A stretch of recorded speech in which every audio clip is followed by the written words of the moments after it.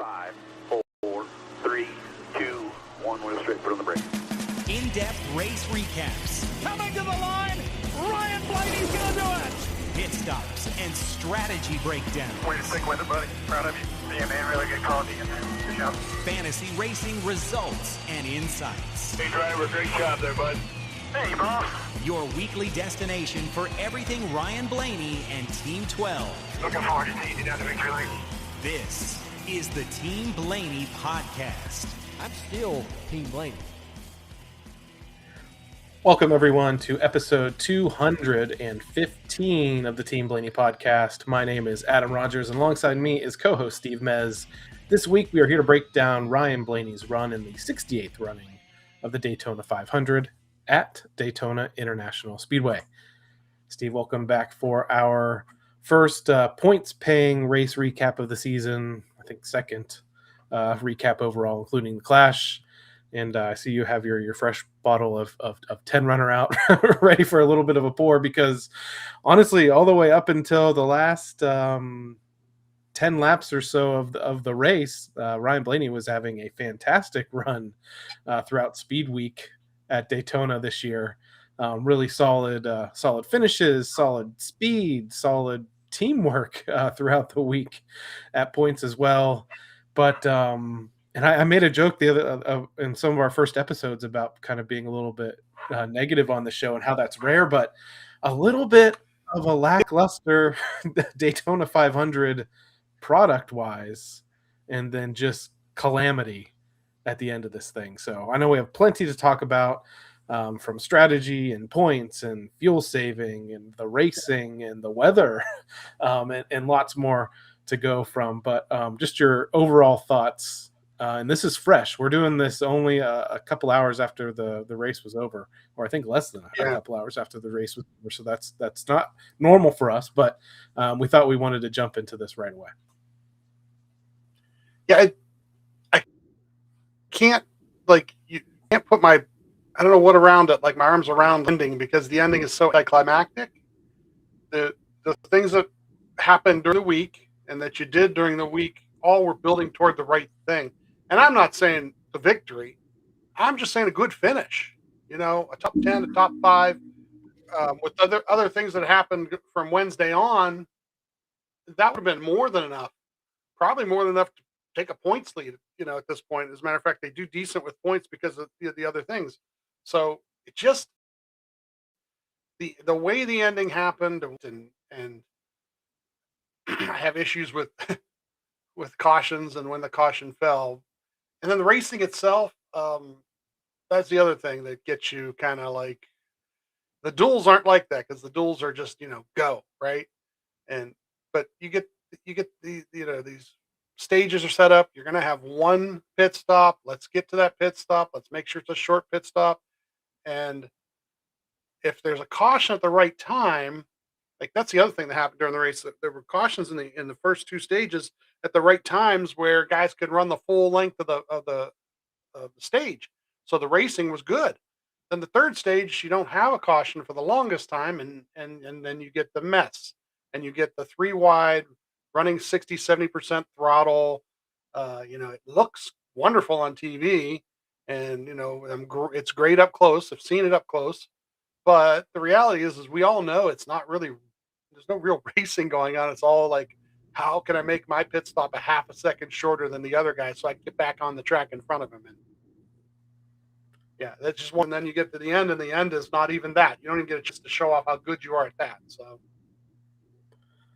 yeah, I mean, and the one positive out of the week, and I mentioned weather, is the fact that fantastic weather all throughout the week. The only day really that was in question was Sunday, the day of the race. And there's lots of forecasts, some saying that it was going to arrive a little bit earlier. Luckily, the front had slowed down, but NASCAR made a fantastic call to start the race an hour earlier than its scheduled time was going to be. And it turns out, after the race did finish today, just about 15-20 minutes later, it started to rain at the racetrack. So if they had continued on with the scheduled start time, the finish would have rained. Then we would have probably been sitting there waiting the front to go through. Maybe they would have called it, maybe they wouldn't have. So Of all the things this week, that was Mhm. definitely the bonus, was that they made a great call and did get the race Yeah. in itself. But racing Yeah. wise, I have to say that I feel like and I don't know if you watched the whole thing, the Craftsman Truck Series race might have been the best product of the weekend. And those guys actually held it together without too many crazy cautions and crashes. Tons of big Mhm. names in that race between Tony Stewart and Yeah. Hocevar and Stenhouse and like all these Cup invaders and Travis Pastrana Mhm. coming back again. And they still end up getting beat by a truck regular. So that was interesting to see. I got to go. We didn't go on Sunday, but we went all day Saturday for the ARCA race and Mhm. the O'Reilly Auto Parts Series race. Had a good time there. Got to catch up with some folks that we see throughout the racing season. And Mhm. overall, I mean, it was that race was interesting. There was lots of questions, lots of carnage, and Yeah. which you kind of expect sometimes from Yeah. a race at Daytona. So, but was happy We to listened finally get the season started, though. Yeah, on that race, we listened to Tim and we listened to Josh, and they're spotting for, Tim's spotting for Ryan Sieg. Josh is spotting for the 88 car, which was Raja Caruth for this race. And uh, they both made great recoveries from the last caution to the end of the race. And I think Raja ended up with the top 10. Sieg got himself all the way to third by the end of the race. So, yeah, it was pretty cool to watch some of that, because I watch and listen to those guys as they're spotting those guys. So good job by those guys and getting their guys to the front. So, yeah, the racing. It's interesting you say that about the truck series, because the racing in the truck series is the truck is the loosest thing out there, right? It's the back end of those things, and you're watching them. If you're watching anything they show an in-car camera of them following each other, it's all over the place, right? And it's the one thing that I think we may be talking about, like before we did the show tonight, is that it's the only thing that's going to save super speedway racing, I think, is looser, is faster and better. Not faster, better racing, because guys have to use more car control, have to come out of the throttle a little bit. And the wind is what was causing that today in today's race. When they were talking about those wind and having issues with the wind, that's what it was. Is it made the car lighter, or it made the car squirrelier, and at different points and times, guys had to get out of the gas a little bit, and other guys were able to get runs and take advantage of those things. It made it racier. But you can't order up a windstorm every week that you're at a super speedway. So they have to find a way to kind of get to that maybe somehow. Yeah, and you mentioned the trucks being hard to handle, and the one big name that I forgot to mention with the truck series was Garrett Mitchell, or Cletus McFarland, who found out within the first 10 laps that the trucks are hard to handle, and kind of lost it on his own and crashed out of that truck debut for him right away. Two opinions on that. First off, the Carson Hocevar quote. He says, Hocevar told me that if you cause the accident, you're not going to be in the accident. So let's talk about that for a second.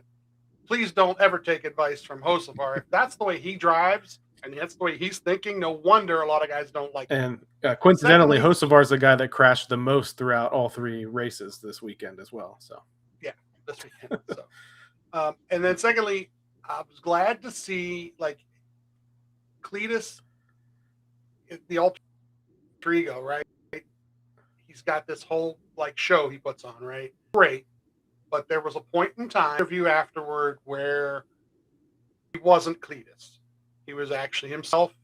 He apologized for the things, talked about the things he has to learn, talked about how he's trying to learn. He really wants to progress.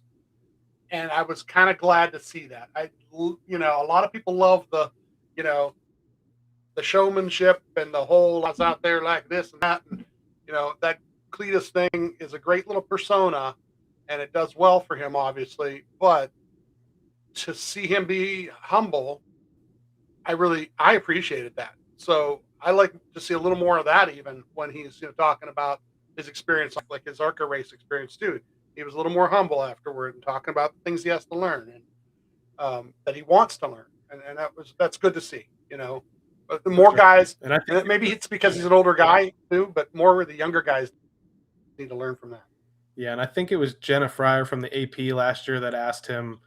I'm not sure if it was still in Daytona or if it was by the time he got to Talladega or one of the other races he ran in the ARCA Menard series, was how do we know when we're talking to Cletus or when we're talking to Garrett? And he didn't even honestly even really know how to answer that question. But you can tell when he kind of switches tones. And I think even back then he wasn't sure, because when he first dove into this, it was all about content, just creating content for his channel.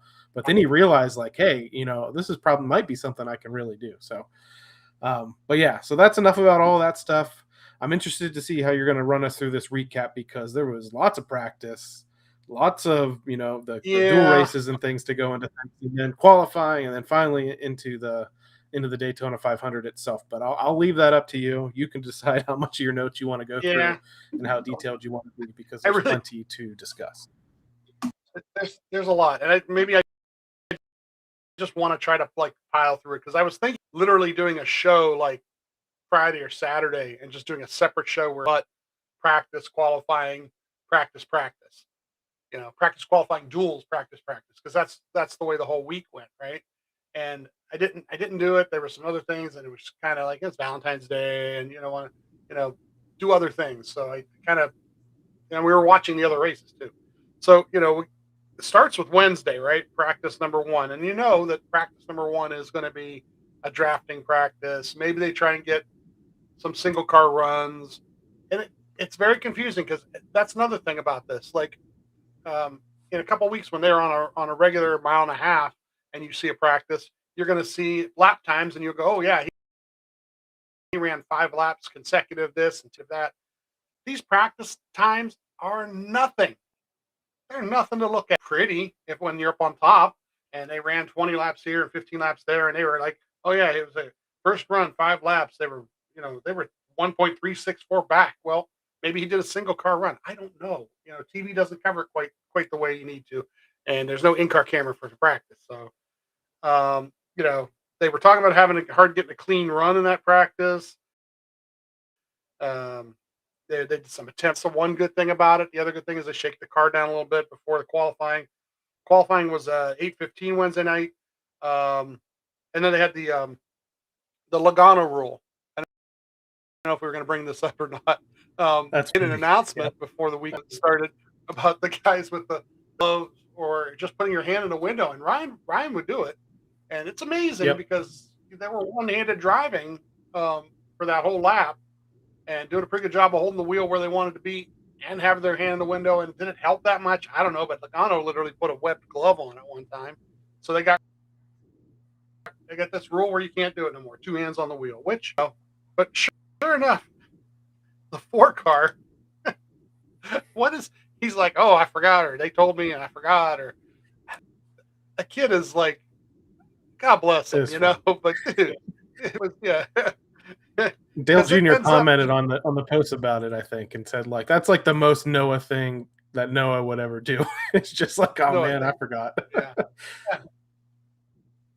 Yeah, I forgot. It's like Noah does those. It screws him because he had to start at the rear of the field. Ryan goes out 37th overall. At the time he qualifies, he's like 13th at that point. Ends up 20th overall, and it's only 0.336 back. The 8 car gets the pole. And then, the top 10 cars run for the pole, and the 8 gets it. And Ryan ends up, let's see, I think, I'm sorry, the 19 ends up P2. So now we're going to go to Thursday, and we're going to have dual races. And it was an interesting 20th. So Ryan should have been in the second dual race. But because of the way the new rules were working with the cars coming that aren't guaranteed a spot, they were set up and they had to be split into 2 separate races. They had to be, 4 here and 4 there. Now, first off, the first 2 top qualifying times are in on time now, no matter what. There was no this falling back on time, or if they guys in, then it's the next guy on time.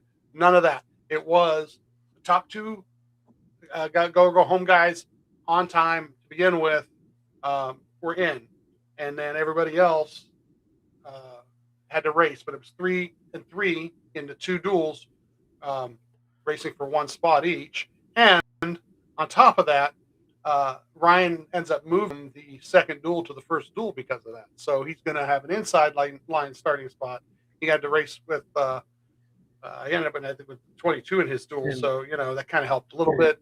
And I remember talking to you ahead of the race, like saying why was this even necessary to make that like a hard fast rule that two guys automatically lock in on their time? And I'm like, it was always like that.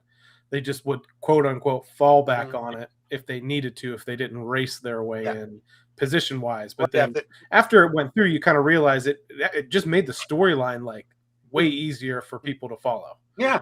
Because before it'd be like, well, this guy's in, but he's technically not in yet. But if he gets in there and he finishes ahead of this one, then this one gets to fall back on their time. And after you kind of said that to me, I was like, okay, yeah, that does make a lot more sense just to simplify things. It made it a lot easier. So they're running 60 laps for the first duel here. 8 was on the pole. We were starting on the outside here. Lap 1 behind the 42.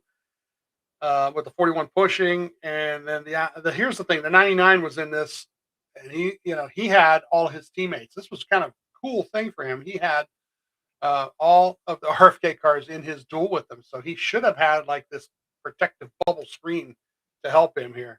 At some point here, I got like 10 laps in the high lane, moving out up to P7.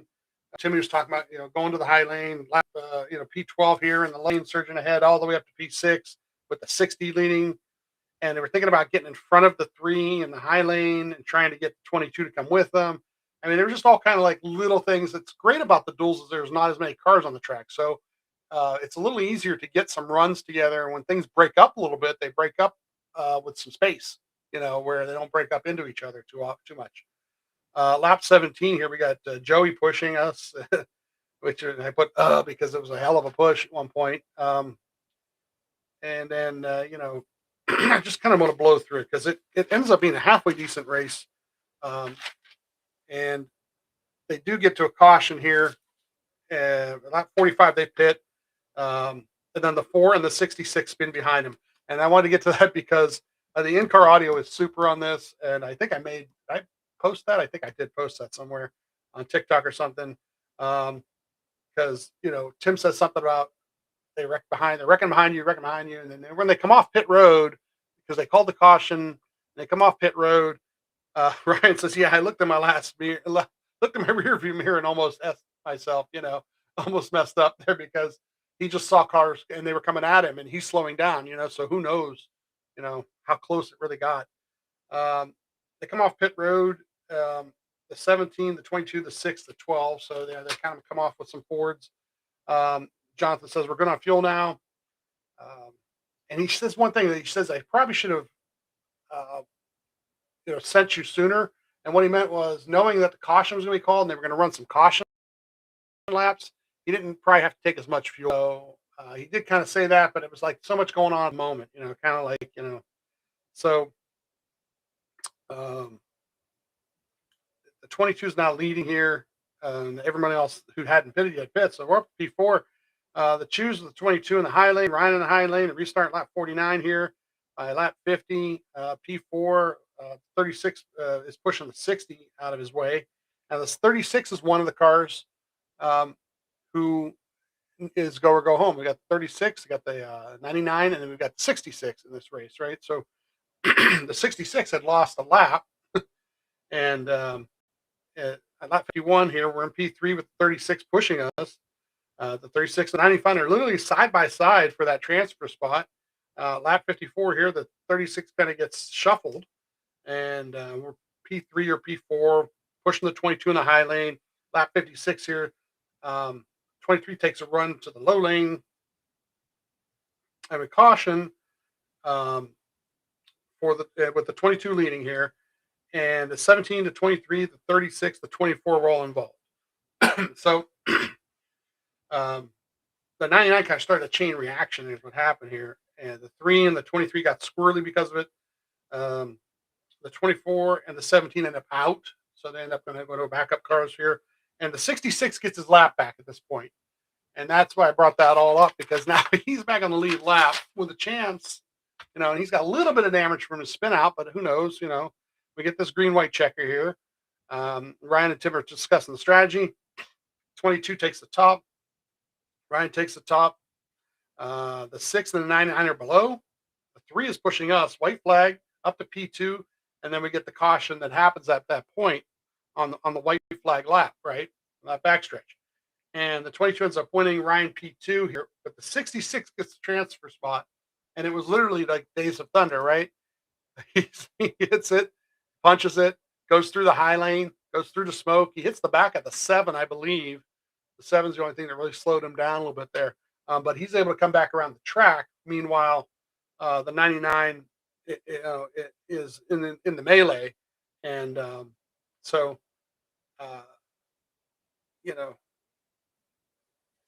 pretty good for Ryan because he finished second. So second means P5 for the start of the Daytona 500. But it also, one thing that people forget, because I don't know how they show this in the standings, but they got 9 points for the second place finish. Also, they got stage points, or what's the equivalent of stage points. So they start the season before they even get to the Daytona 500 with 9 points, which when you look at the end of this day is going to be really great. So duel 2, there was no cautions. The 9 won. I think the 77 at P2, and the what was it? That was the other controversy, right? 62 got the transfer in the second duel, and I think that was late Thursday. You texted me at like 11 o'clock, and they had lost the transfer spot based on a rule violation in tech when they got tech, and the 78 they got hosed. They got hosed, man. Oh, literally hosed. Yeah, I guess they left some. There's like a helmet hose, and then like another like cooling hose or something, coolant hose or something that normally the hose connections are riveted and then taped, and I guess there weren't any rivets, and the tape came off, and it could impact aerodynamics somehow with the way airflow and things are moving. So, yeah, Anthony Alfredo, who was emotional for getting into the race, even though he was full-time in Cup, I think, with Front Row for a little while and made some Daytona 500 starts before.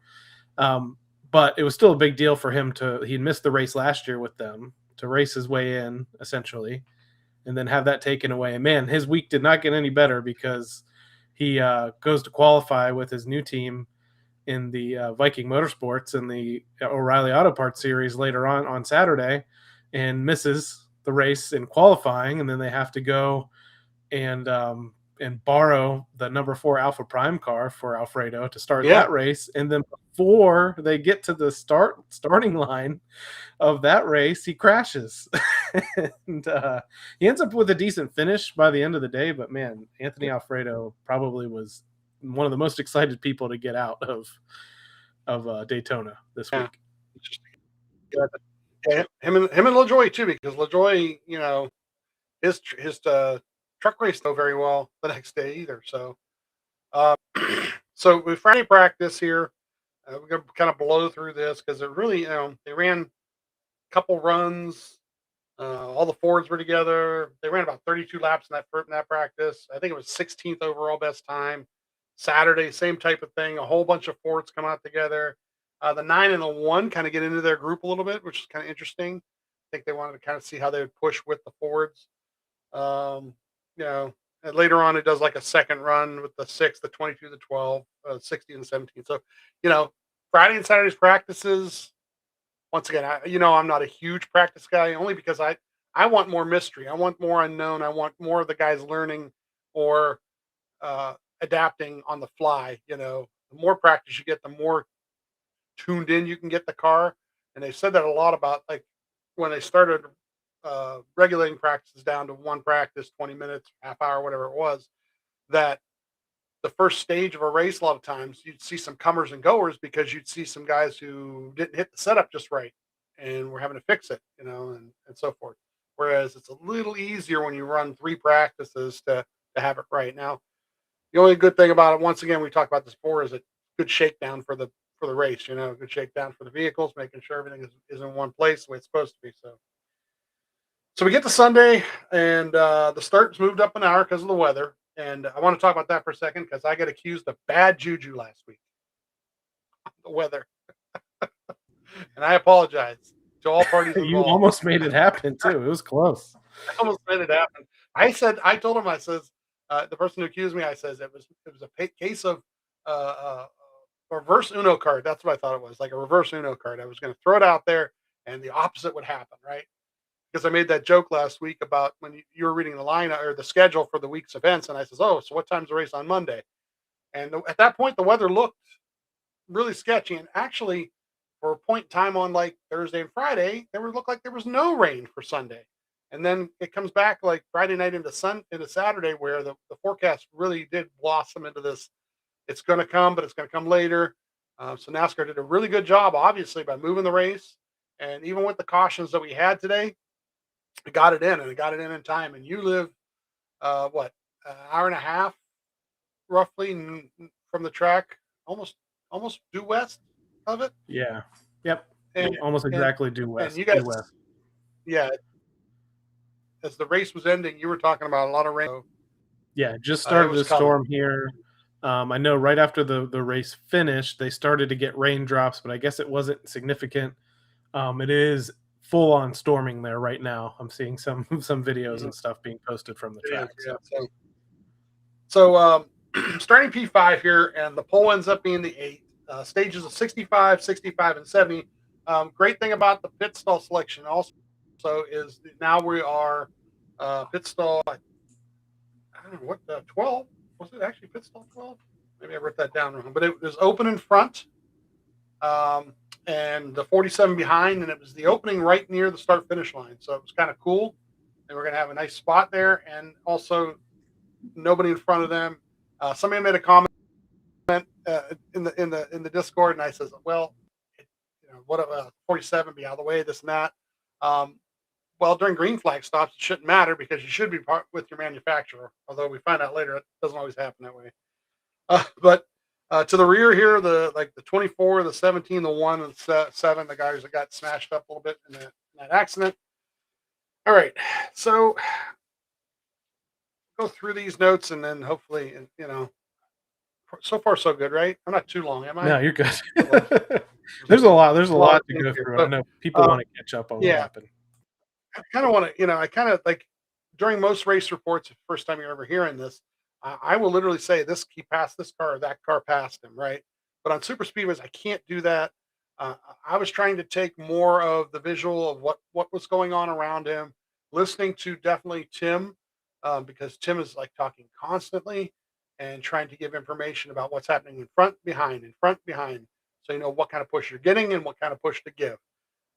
So early in the race here, a couple laps in, his lane, the low lane's moving, the 8 goes high, and the 8's going to play this little game where he blocks lanes, tries to block both lanes. Ryan gets up to about 4th here. Lap 5 here, they were they were 3 lanes for a little bit. They went back to 2 lanes. We're now pushing the 22, who is pushing the 97, but it kind of like slides us back to P8 because of the shuffling that happened up front. And then we get this caution for the 78, which is just, I don't know if you've read anything afterward, but something looked wrong in the back end. It looked like it was broken. Like the wheel was like literally like wobbling back there afterward. And it just snapped loose in 3 and 4. Luckily, he really didn't take, well, he kind of did. There were things involved, but he didn't take a lot of guys with him. But the 24, the 4, and the 45 were kind of involved in it. The 42 is the leader at this point. And Jonathan says, come for fuel when it's open. So they think they're already starting to try to figure out how about that, a fuel window or making the next fuel window as quick as possible. The 3.080 stop. These are great when they do that. I got to figure out, and hopefully we'll talk to a couple of the guys in the future here. Who's the guy that's in charge of catching, catching Chris? Because Chris, if you're watching on the in-car camera, and this in-car camera was really good because they had the Fox in-car cameras, so they use the camera on top of the car a lot. And with the one on top of the car, you can see to the left. You can see Chris is sitting on the wall near the back of the pit box. And as the car is coming in, he stands up to make his move toward the car. So they've got it planned out so that Ryan knows where. They've got that set up with the front end, with the sign. But also, Chris knows exactly where he should be going as long as the car doesn't slide to hit that, nozzle right away. And he does a fabulous job all day because they get the right amount of gas in, and later on it really shows. So they discuss how much fuel they took. Jonathan says they need about a 30 lap fuel save here at this point. They're P15 for this choose here, and then they decide, you know what, heck with it, just come top off. So they come to top off during the choose, and it's a 2.940 stop. So they add a little bit more, and P27 here, and it's longest line. Since you didn't go through the choose cone, now your longest line with the other guys who may have come in and topped off with you. It's on the inside lane here. Restart at lap 12. The 8 and 22 are on the front at this point, and he decides to go to the outside and immediately gets around a couple of these guys up to 23rd. And literally the wind is pushing them really hard down the backstretch. At lap 13 here, we go to the inside lane. The 17 is pushing us. We're P20 at lap 14, back to the outside. So there's a lot of this. There's not a lot of guys back there with them. So you kind of like, we're going to try this. We'll try this. We'll try that. We'll try this. We come back and forth. At lap 22 here, the 42 and the 22 are just swapping the lead up there. At lap 26, the 40 is the car pushing us. I find that kind of cool. And up to P20 here. At lap 29, Tim talks about picking up the pace here. So they go to the outside lane in front of the 34. The 34 lets them go up. And because I put thanks 34 in parentheses. So he was standing close enough to their spotter to kind of tell them what they wanted to do, and the 34 gave him the space to get in front of him. Up to P19 here. Lap 32, Tim says they should be picking up the pace here. So there's a talk on the roof, about when they're, and at the lap 33 here, 3 wide, middle, pushing. We're pushing the 3 up to 15th. The 19 is taking the lead at this point, and lap 36 here, the 6 has an issue with the 8. And says it's yawed out. It's somebody yawed out on its own. So that almost caused a melee. Lap 30 here. Scary for Brad. 38 like here. shooting out. Especially on Ryan's camera, you can see him go flying away. And I was like, whoa, where'd he go? Where'd he go? And luckily we weren't part of it, right? Lap 38 here, outside lane up to P20. At lap 40, P26 here. Lap 42 here, 3 wide on the inside. Ryan goes goes to the lane there. He's up to P27. Lap 45, bottom of 3, P31. Now,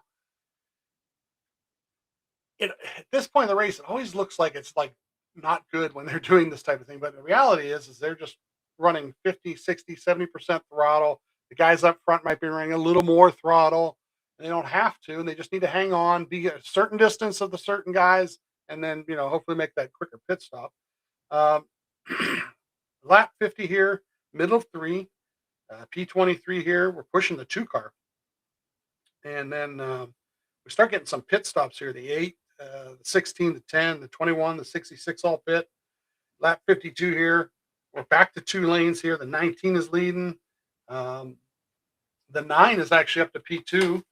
And at lap 53 here, Ryan pushes the 67 or punts him, more or less. He kind of like gave him a really good shove, and the 67 either couldn't handle the shove or Ryan did it I don't know if he did it on purpose, but I think he just wanted to, and he moved him out of the way a little bit here.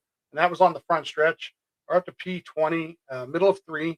Lap 56 here, there's more cars pitting up to 16th at lap 57 here. P6 as cars are starting to pit.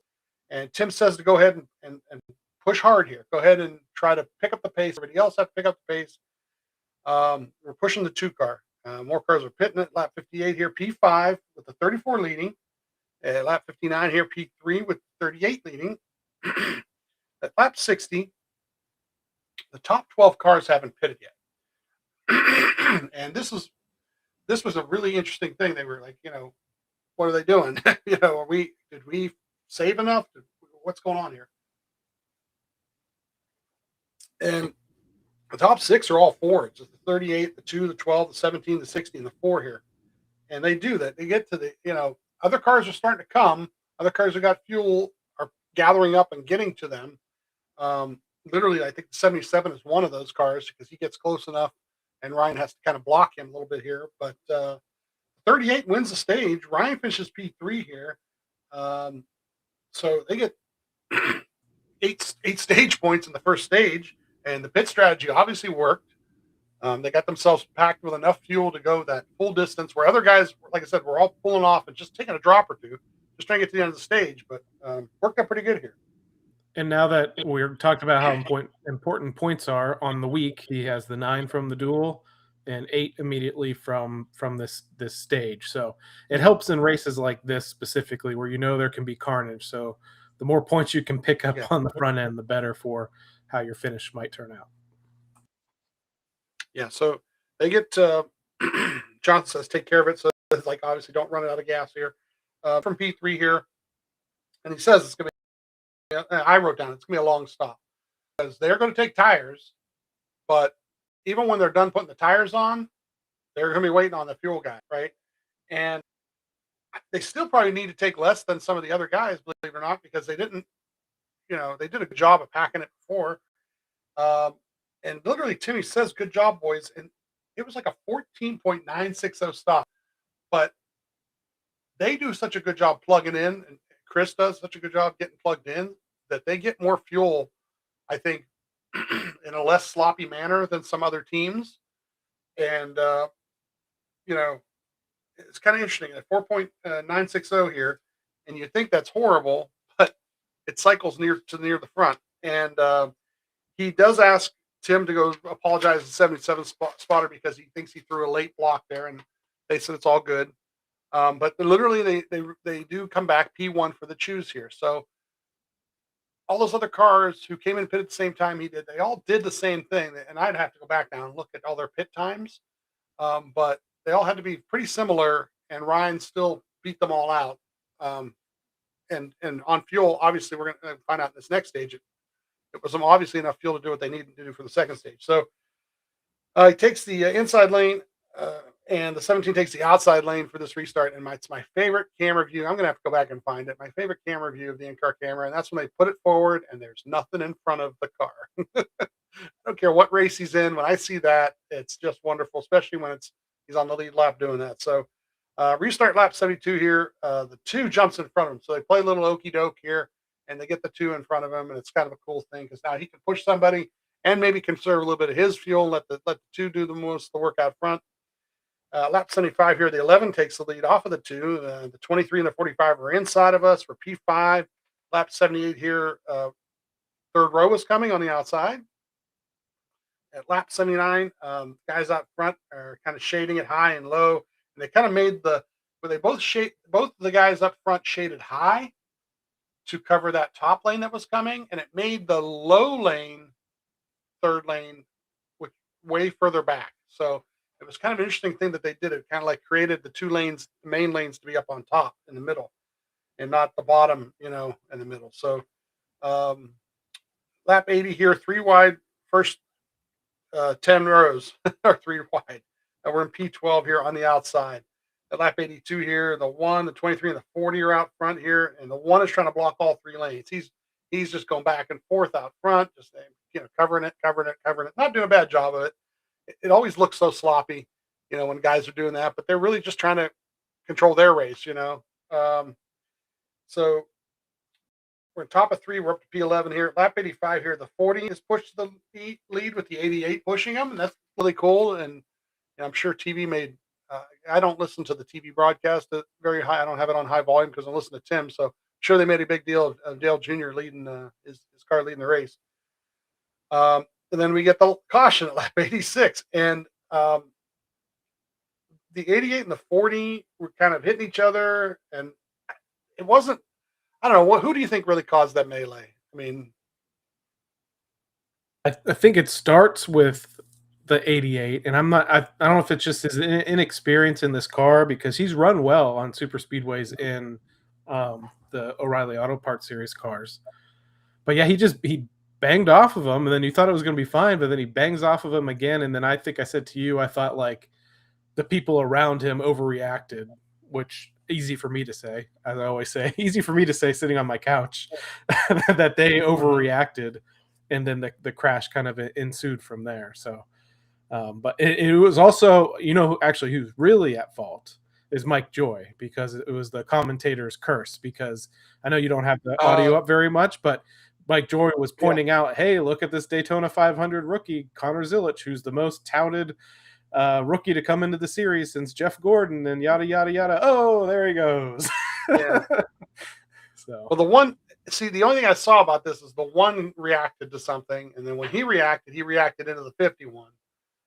The 3, the 19, the 60, 67, the 54, they all kind of get caught up in this. A lot of damage to the 3 and the 19. So much for Bass Pro Shops on the day. Kind of sucked for them as a sponsor because it was both their cars in that. any The thoughts on 10 the is 3? Since we talked Saturday about people's lack of accident avoidance in the 3 cutting low when nobody else did, and then just driving straight into the 19.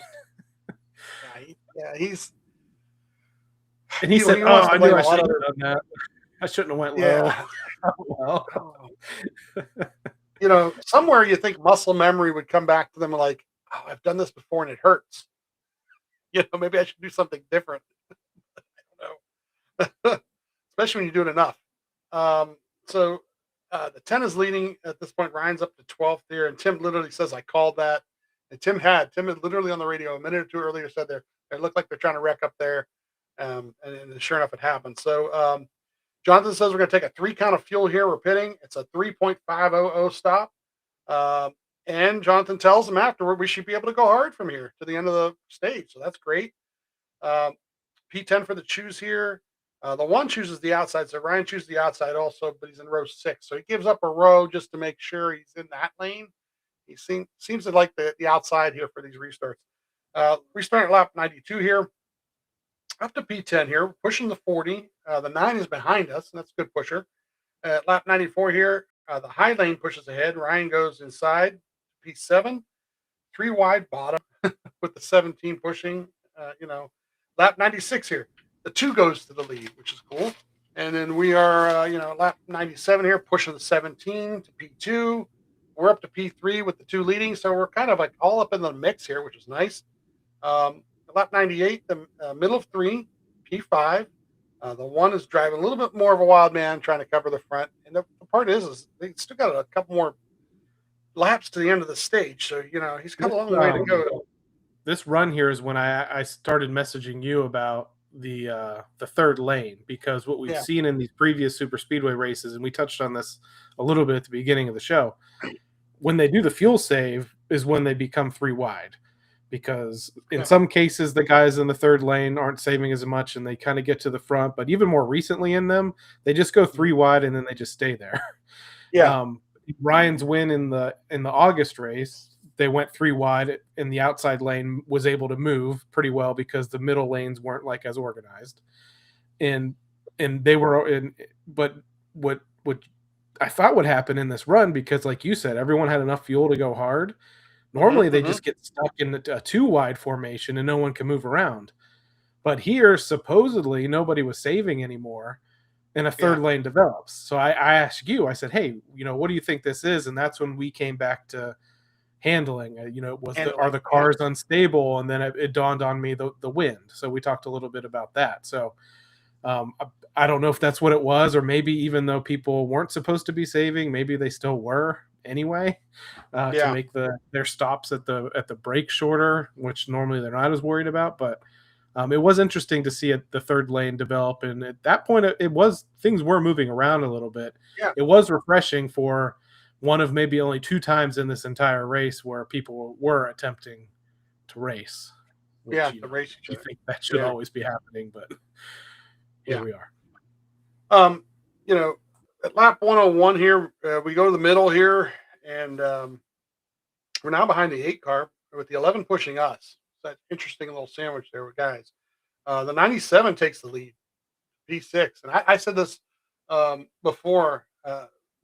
Last year, Josh spotting him, where I got a chance. Ryan must have been knocked out of a speedway race, and I put the 88 last year's 88 car on and watched Shane, and he's not scared to go up in there, and he definitely was up in the front and just go ahead and push me.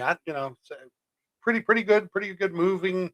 That he's getting better and better at that kind of thing, because it's something he had no training on before. So. At lap 104 here, the 5 and the 97 are battling back and forth for the lead. Lap 105 here, we're pushing the 8 to the lead. We're P3 with the 11 pushing us really hard. Lap 109 here. The 5 and the 97 combine the outside. So we're back to fourth. At lap 115, anywhere between second and fifth, depending on how the two lanes are kind of fluctuating the pushes. Really pretty even. This part of the track, one gets by, and then they get to this part of the track, the other one gets by. It's really kind of like good racing. At lap 118 here,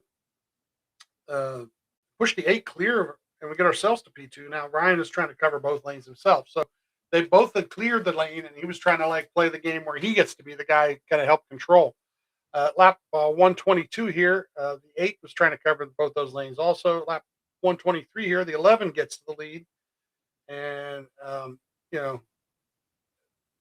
we're P5 on the outside here, and the 40 is actually, I think, pushing him at that point. So, and then I think at this point the 40 gets by, and at lap 124 we get this 11 trying to basically stuff his car into a spot. That is really weird because it happens right in front of Ryan. So in-car wise, I'm watching, and then all of a sudden we're seeing smoke, and then it's like, did we hit him? Did he hit us? Did somebody hit us? And people come down off the wall, and I think the 40 closed the hole or too late is what it was, more than anything else. Yeah. Because he put the 11 basically into the wall, and a lot of cars end up in the middle of this. The 1, the 2, the 5, the 8, the 11, the 12, the 22, 24, 34, 35, 38, 40, 41, 42, 43, 48, 54, 67, 71, 97, all end up having something happen or hitting somebody else. So the 23 is the leader. We end up P2, and Jonathan says, we'll wait till the stage break to check the damage. And they weren't sure really how many laps they were going to run. What was kind of cool was Tim says, I'm going to get my super duper binoculars out. He's always got a line here or there. He didn't use shuck this much this race. Yeah. He usually does. But Jonathan says Jonathan feels like there'd be some sort of nose damage at least. And they got some help too from the 23. Is that what you were going to say? Yeah. Yeah, that's the video I should go back and find. I'm gonna find that and put some little help from my friend's video up, because you're watching and you hear Tim say, "Okay, I'm gonna go," and then Tim is going to talk to Bubba's spotter and Freddie, and then they get together, and the next thing you know, Ryan is literally passing Bubba under caution, right next to him, and I mean right next to him, and it's so that Bubba can check. Let's see. Ryan's right front, because Ryan was on the left hand. Yeah. So he was checking Ryan's right front and his wheel, and Ryan says the steering wheel wasn't off at all. So that was good. So it was really kind of cool. Not all guys will do that. I mean, they're good friends. So, I mean, I'm sure they were going to do that for each other. Not all the guys will do that sometimes, but it's really kind of cool that they take care of each other out there. So the stage, they do go run this stage all the way out through the end of the stage under caution. So Bubba finishes first, Ryan P2. So now we've got 9 points, 8 points, 9 points. Yeah, so I will say that I'm not normally a fan of them extending caution periods and things like that. Yeah. They maybe could have got going with a lap to go, but I was like, we just had a massive wreck.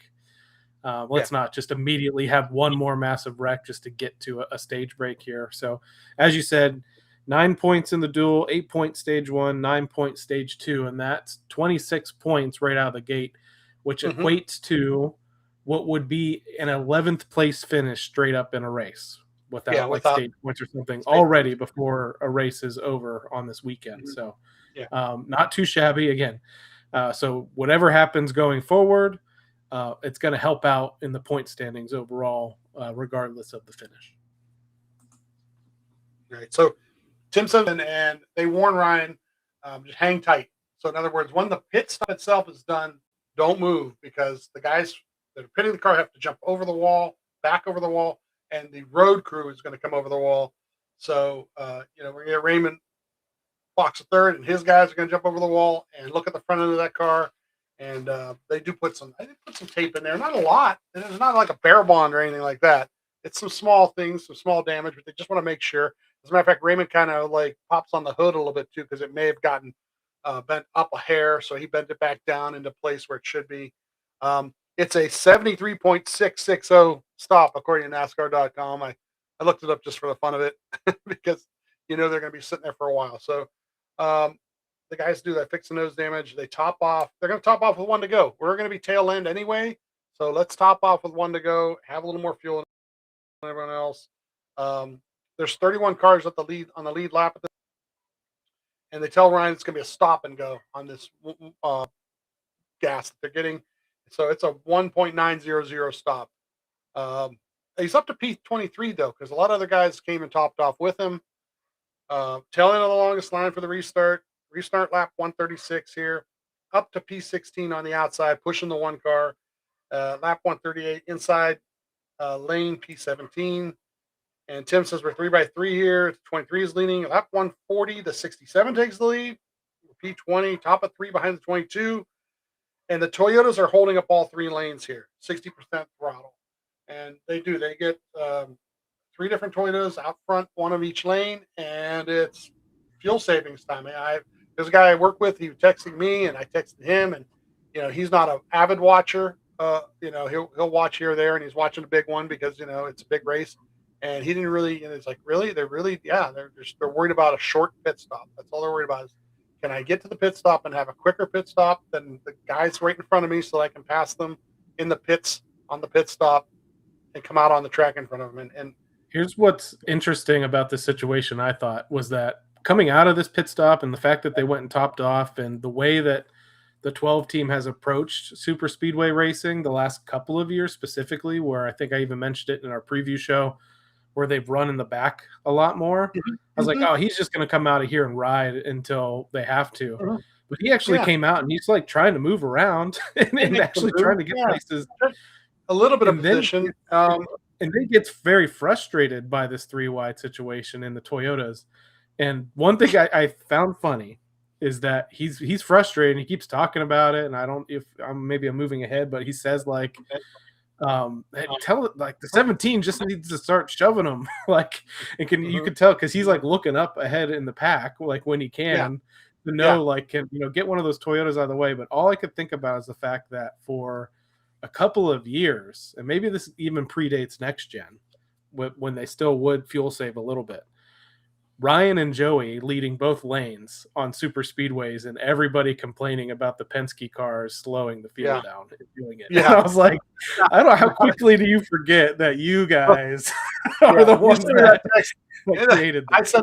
I usually get one text and I sent the text back. Yeah, he wants somebody else to do the dirty work for him now is what it is. He wants somebody else to push the feed up there, not him, but somebody else do it, So lap 150 here, they're talking about the Ford up in the front pushing the pace, like you had said. And lap 153, Tim says they should start speeding it up here a little bit, but for P22, top of 3, it's just kind of like lap 157 here. The inside lane's getting a little impatient. They seem like they're pushing, but we're literally back in 23, 24, top of 3 for the most part. And the weather's coming at this point. Pit stops are coming first, and I wrote that note down because you would think with the weather coming, they would push, right? Because we should be leading. We need to be leading when the weather happens. It's happened. People have won races because they hurried up and made sure they got to the front and didn't worry about a pit stop and didn't worry about any of that stuff. Push the pace, but they did not do that at all. Lap 165 here, the 41 and the 17 start to force the issue up front. Ryan gets the 20th here. The 23rd is leading. It's a fuel saving extravaganza here. It's just, lap 175 here. Jonathan says something about maybe going hard here, and maybe they should. And then, Jonathan also says he thinks our lane is going to start going now, but it just doesn't. Nobody wants to put their neck out there, I guess. And lap 181 here, the 17 does lead now. So now the pit stops are starting to happen. Now, here's something we've talked about this before. And I don't know what's going on here. There's 2 things. 1, they're in the outside lane, so they don't try to get themselves to the low lane. 2, I don't know what happened to manufacturer orders. And I had nothing wrong with them because we saw some different pit stop exchanges in the last couple of years where when they did it as a group, all the Fords went, all the Chevys went, all the Toyotas went, And then it was really dependent on how well they got organized coming off pit road, and if they were in a group of 8 or 10, or 6, were they running faster lap times? And then you had like 2 or 3 groups out there in different places on the track running each other down. It was really great. For some reason, I don't know what's going on. I don't know if they're just not allowed to anymore or something, but they really, really broke up who's pitting with who at what time. And they were really trying to find usually it's trying to find a partner is just trying to find another blue oval, and they weren't doing it. We got this, we're up to 16th, and then at lap 182 here, there's a couple more on the outside. The 17 is leading at lap 185 here. We're all the way up to 8th as these cars are peeling off. At lap 186, the 8 is leading. We're up to 7th. At lap 187 here, a few more pit. The 9 leads. We're up to 5th. The 22 comes around, takes the lead. And Ryan is like 3rd, and the 71 is 2nd, and the 38 is 4th. So I thought, oh, okay, well, now they've singled themselves out. Now they're not on the top by themselves. So I'm thinking, well, maybe these 4 will come together, come to pit road together. And it's only 4. That's a problem. Well, it only ends up being 3. The 71 stays out. At lap 189, they're pitting with the 22 and the 38. It's a 2.2 second stop.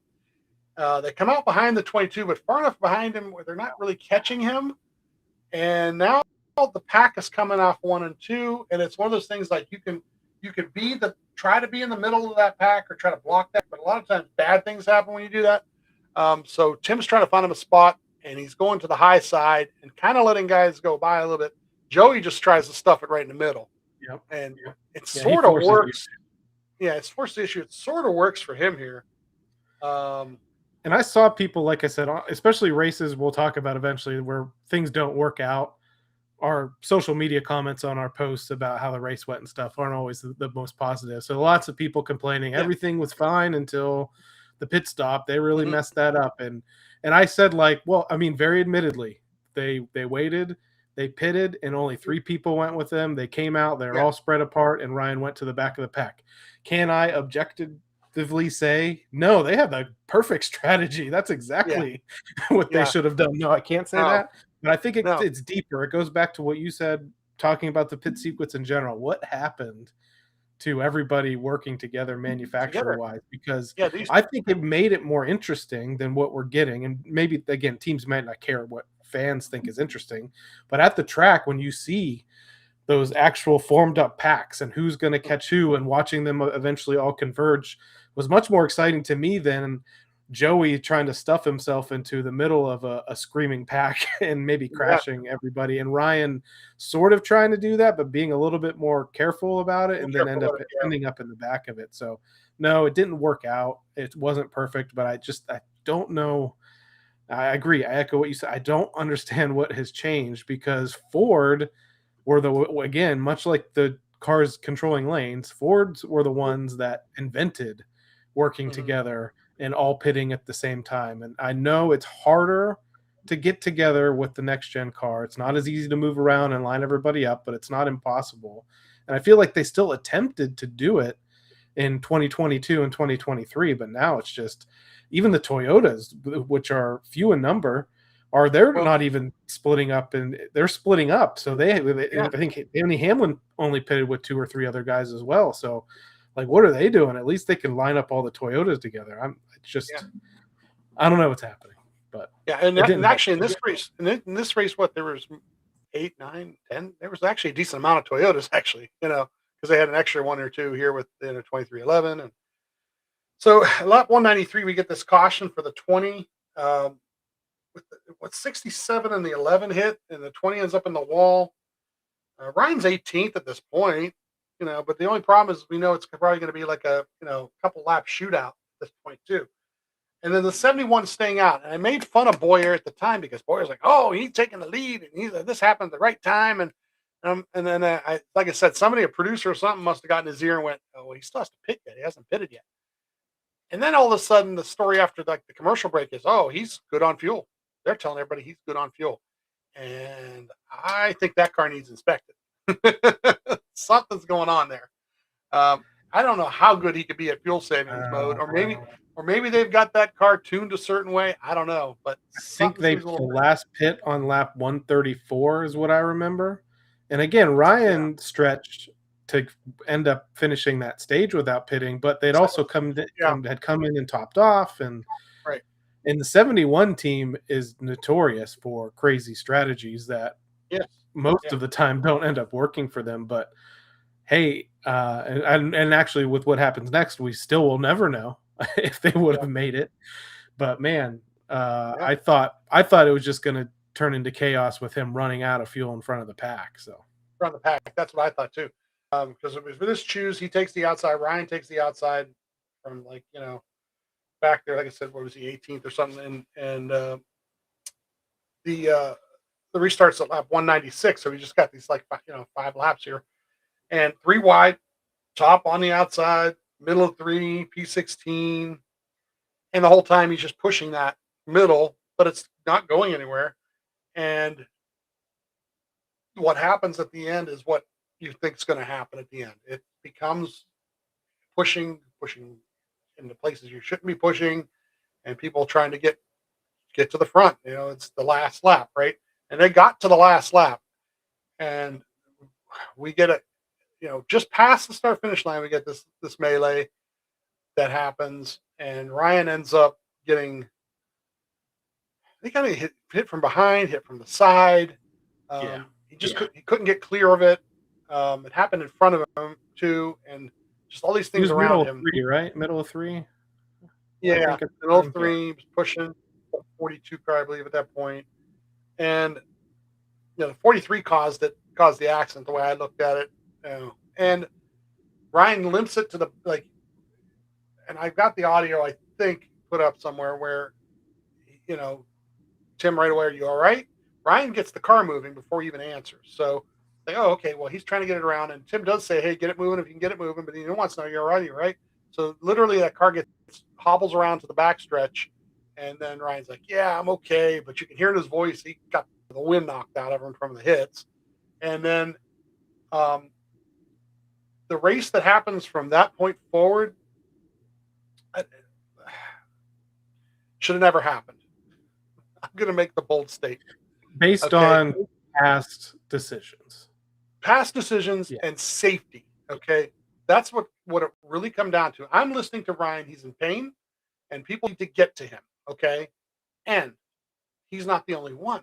How many cars were involved in that accident? I'd have to go back and look at my statistics, but there were 8 or 10 cars involved in that accident. Okay.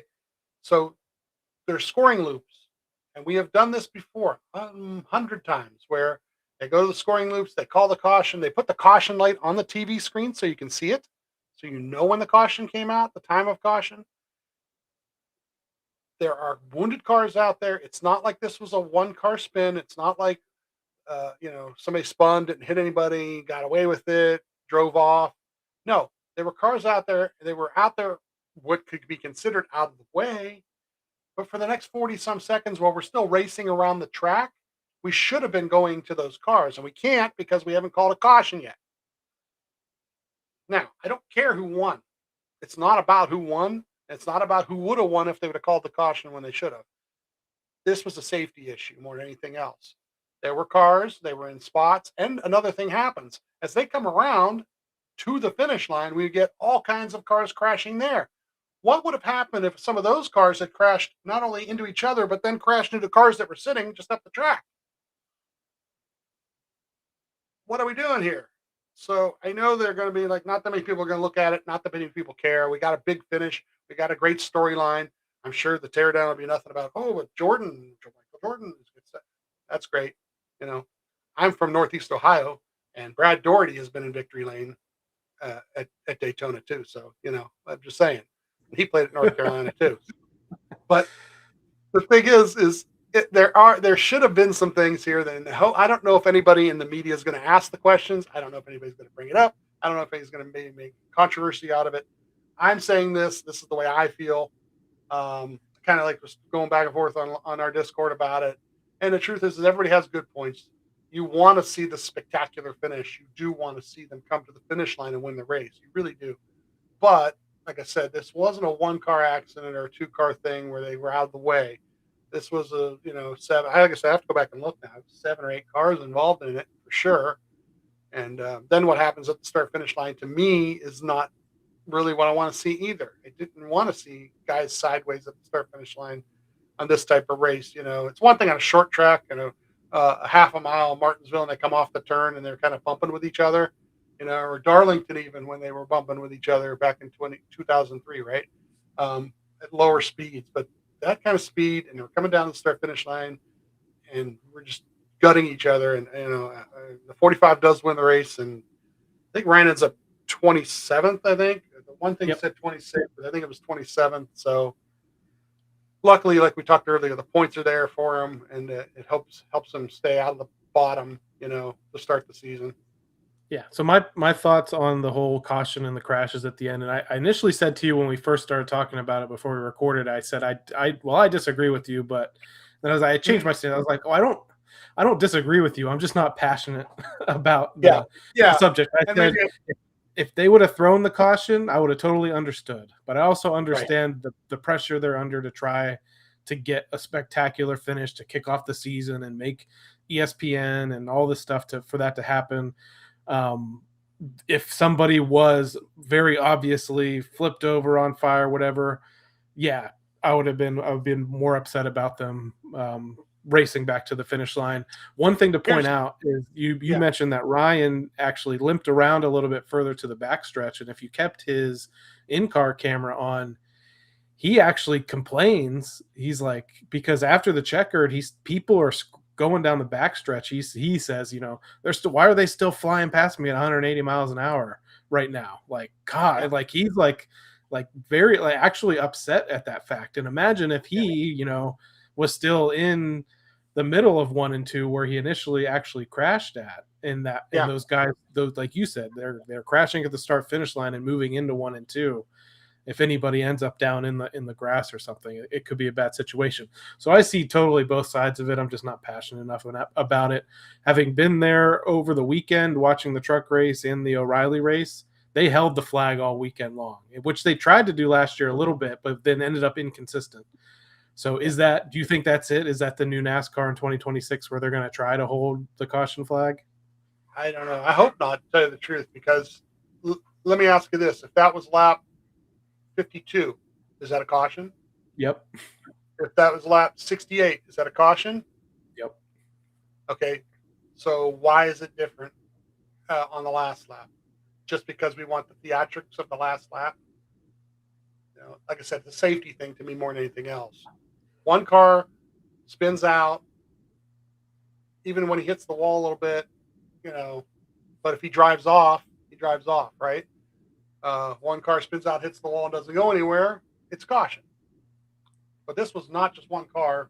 It wasn't just one car. So it was just kind of, to me, it's caution. It just is. And like I said, they have timing the scoring loops, and they have rules about this, and they're pretty black and white, I thought. We could ask Bob. Maybe we can get Bob Pockras on it on Monday, maybe he'll tell us. But, the guys are, like I said, they're not going to fight the storylines, and NASCAR doesn't necessarily want a bad storyline after what the winter they've been through, right? They want this to be a phoenix rising from the ashes and being this glorious thing. So I get it. So you talked about one more thing. Then the conspiracy about if they would have called the caution, who was leading at the time of the caution, right? Yeah. I joked to you too. I was like, I bet they didn't throw the caution because Elliott surged to the lead. And then you're like, well, then why didn't they throw it then? And then I was like, well, then it would look even worse.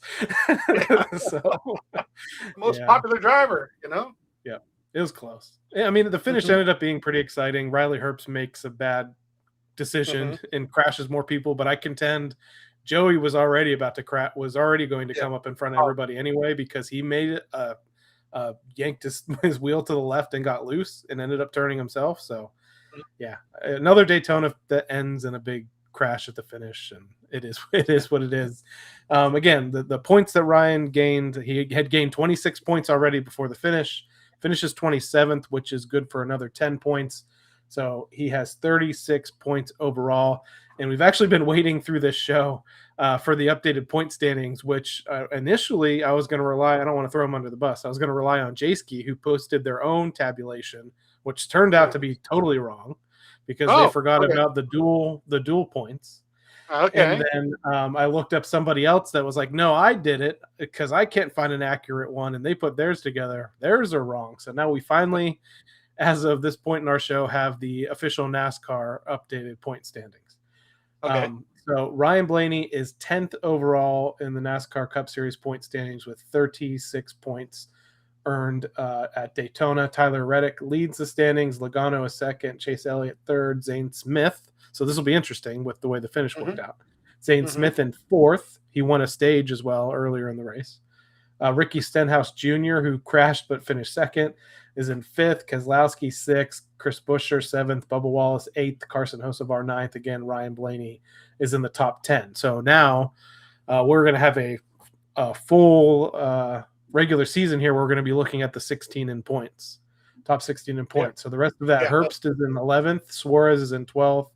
Barry is 13th. Kyle Busch is 14th. And Kyle Larson is 15th. And the last one in the chase cutoff, the way too early chase cutoff, is Noah Gragson in 16th.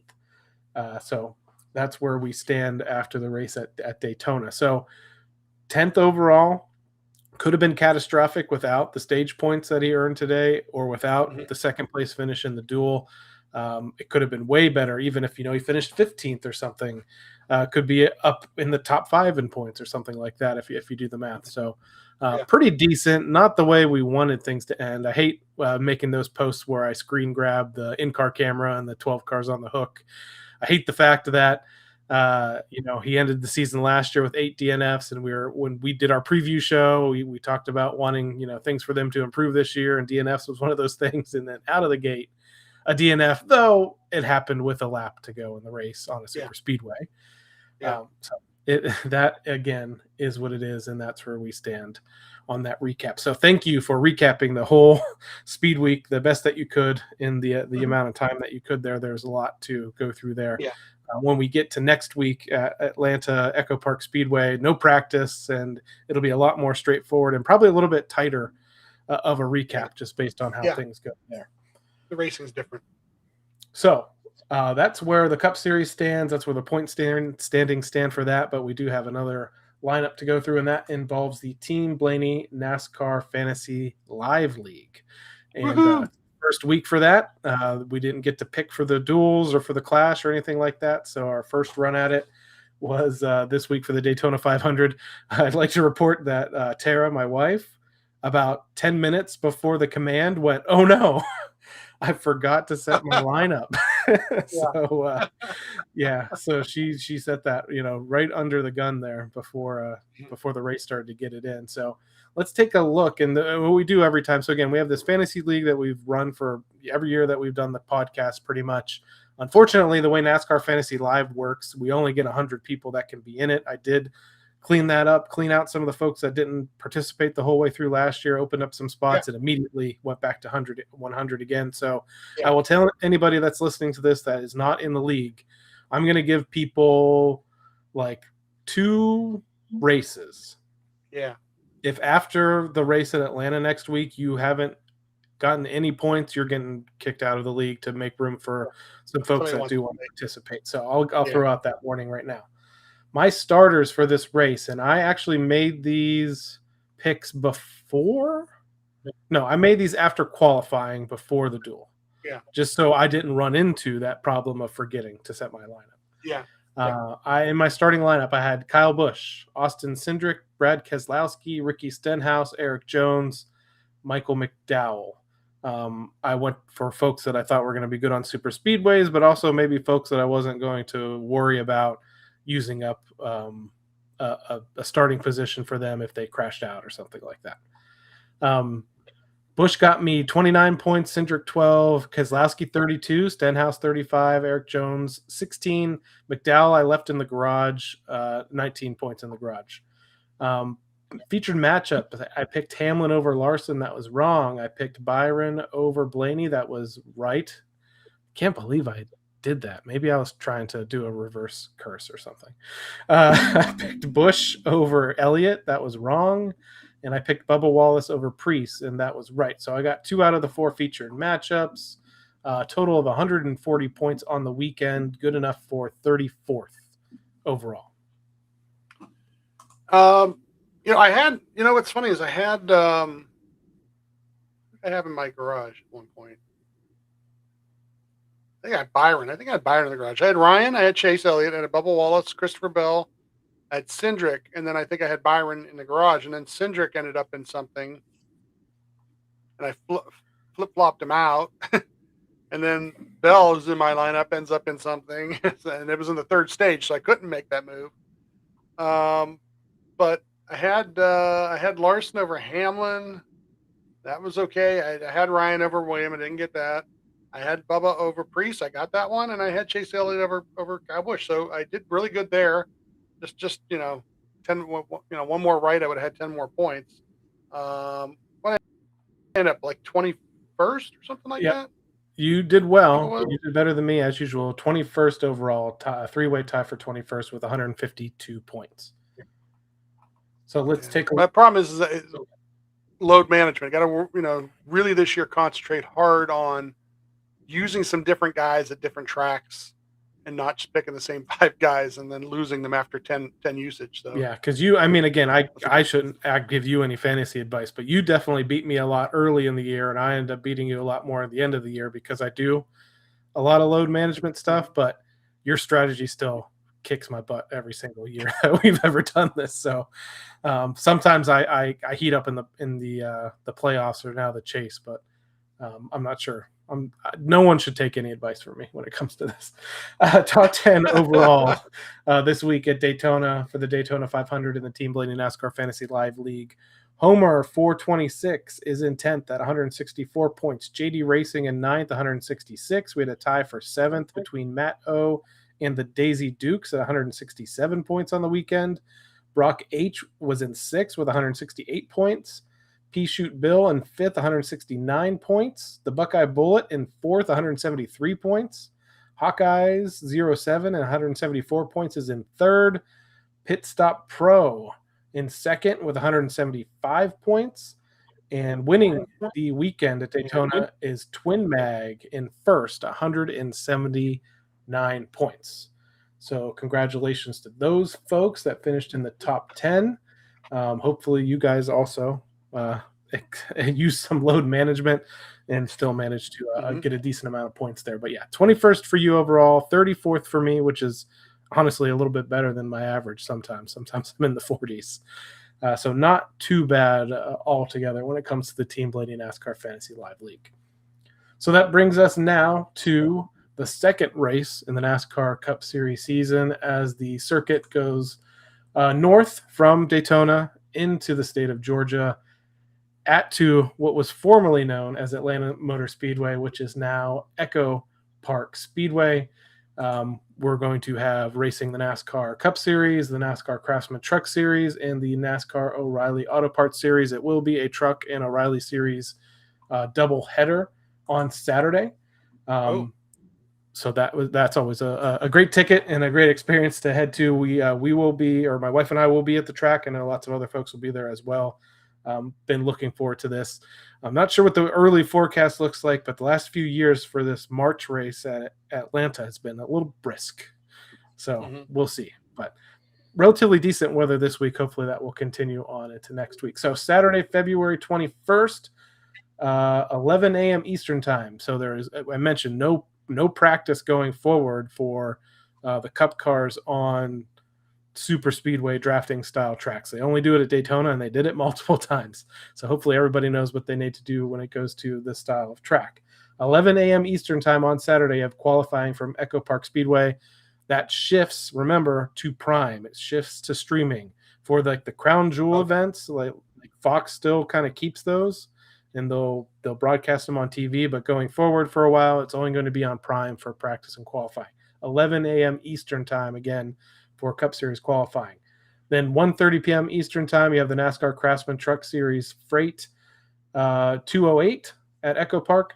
That's on FS1. Then 4:30 p.m. Eastern Time, you have the NASCAR O'Reilly Auto Parts Series Bennett Transportation and Logistics 250. That is on the CW. The O'Reilly Auto Parts is on the CW network all throughout the entire season, just like the Truck Series is on FS1 all throughout the entire season. Then Sunday, February 22nd, we have the Auto Trader 400. It remains on Fox. 2 p.m. Eastern Time is when race day starts. 3 p.m. Eastern Time is when the start of the race is scheduled on Fox Echo Park Speedway. Ryan Blaney at Atlanta/Echo Park Speedway, and these initial stats will include previous generation car and the next gen car, though he has now at this point made more starts in the next gen car than he did in the previous generation. Average 15 starts overall, 175 laps led, average start 9.7, average finish 11.6. One DNF that came in the summer race there last year. One win on the old configuration. 7 top 5s, 9 top 10s. I did the math. His average finish in the next gen era is just under 11th. It was like 10.8 overall. I'll run through those finishes since 2022. 17th, 5th, 7th, 9th, 2nd, 3rd, 4th, and then 40th. When they went to the spring race last year, he sat on the pole, finished 4th. So he had a really great stretch there for a while, bookended by 17th and 40th place finishes. This should be a really strong track for Ryan Blaney. I know he did not qualify well for Daytona, but he has been qualifying quite well at this Atlanta Motor Speedway, Echo Park Speedway. All the qualifying since 2022. 2nd, 6th, 3rd, 2nd, 6th, 2nd, 1st, 3rd.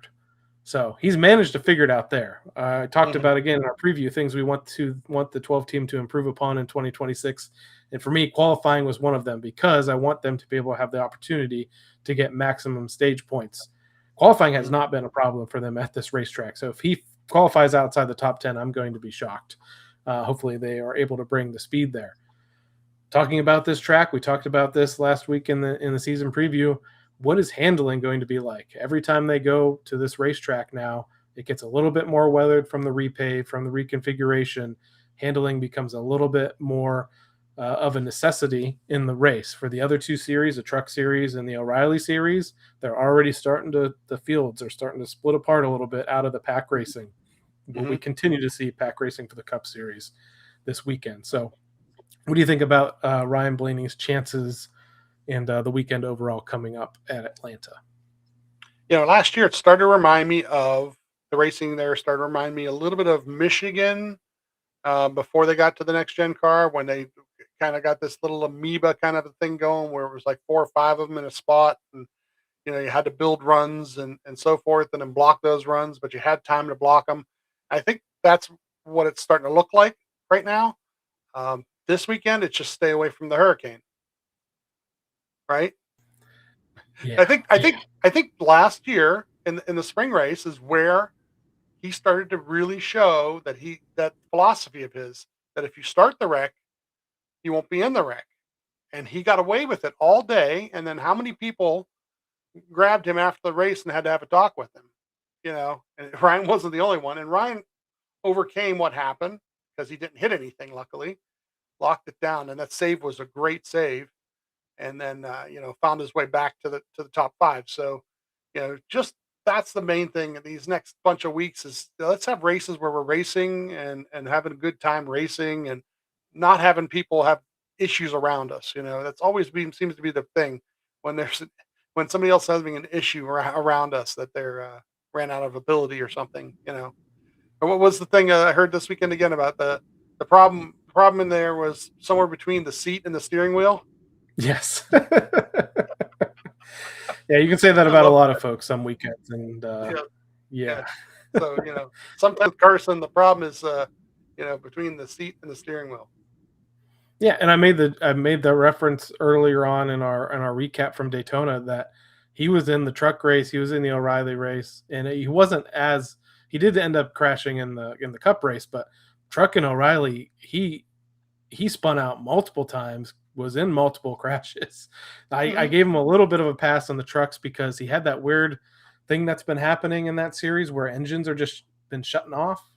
Happened to Yeah. Corey Haim a couple of times last year as well, and then it happened to Hocevar in this race, and it's very scary on a super speedway because Hocevar was fast and leading the race, and then the truck would shut off. But beyond that, when he was trying to recover from those instances, making just crazy moves, and then eventually just caught up with him. Like somebody, I think I said, someone finally decided to stop lifting when he would change lanes abruptly and without being clear, and that's they would spin off their nose. So yeah, hopefully you would think that would happen, but I tell you what, he has ownership that just signed him to it sounds like at least a 5+ year agreement that they said took him into the next decade, which is why I'm saying maybe it's like a 5-year deal or so, which has been rare in the Cup Series recently. There's been a lot of 1 and 2 year deals only signed, so he's almost being empowered by this ownership group. And I think he even said, Jeff Dickerson told him, like, win at all costs is their mentality, which they got a lineup there between him and Michael McDowell, who we like to say low percentage move. Michael McDowell. They got a lineup over there that is not afraid to do that, and they have a driver that they just added to the lineup in Daniel Suarez that's also a very aggressive and ask for forgiveness kind of a guy afterwards. So they have an interesting lineup over there that you'll have to watch out for. But Hocevar in the 500 had a chance too, going until the last caution before the restart. So again, if you want to tune in this weekend for the race at Echo Park Speedway in Atlanta, 11 a.m. Eastern time for qualifying for the Cup Series, streaming on Prime Sunday. 2 p.m. Eastern time race day comes on Fox for the Auto Trader 400, followed at 3 p.m. Eastern time by the race.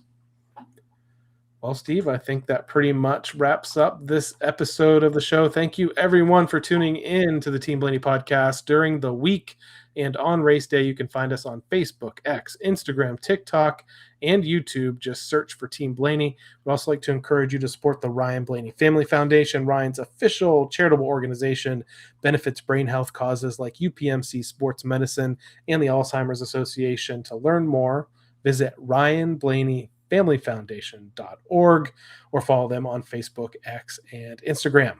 So for my co-host, Steve Mez, I'm Adam Rogers. We'll catch you next time right here on the Team Blaney podcast.